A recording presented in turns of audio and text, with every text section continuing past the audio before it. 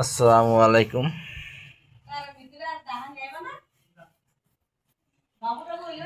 আসলে আমার আম্মু আজ কয়েক বছরই এক বছরের বেশি হলে অসুস্থ। ঠিক আছে, আমি ঢাকাতে নিয়ে আসলাম, আইনা 2বার ডাক্তার কাছে নিলাম।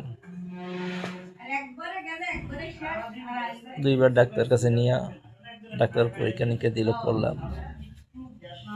আসলে যতই ওষুধ খায় আমার আম্মু ওষুধ ব্যথা ভালো হয় না।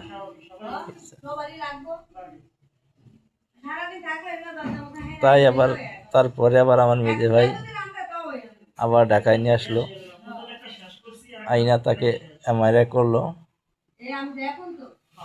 এমআরআই করে তার মাজার হাড় ভিতরে একটা হাড় ফুট হয়ে গেছে নাকি, ঠিক আছে।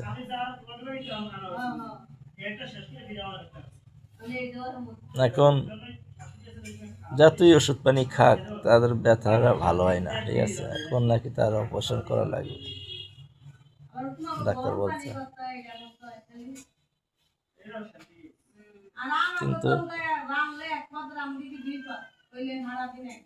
পয়সার অভাবে আমার আম্মুকে অপারেশনটা করাইতে পারতেছি না, তাই আজকে ফোন দিয়েছিলাম আমার আম্মুর কাছে, দেখি কান্নাকাটি করতেছে, ঠিক আছে, কান্নাকাটি করতেছে। তাই আমি ফোনটা রেখে দিলাম, কিছুই তো আর করার নাই, যেতটুকু পারি ততটুকু সাহায্য করি, ঠিক আছে।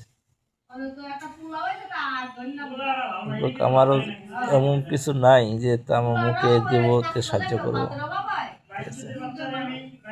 তাই আম্মু কান্নাকাটাই করাতে আমি আর সহ্য করতে পারলাম না, তাই আমি ফোনটা রেখে দিলাম। এছাড়া আর কিছুই করার নাই, ঠিক আছে।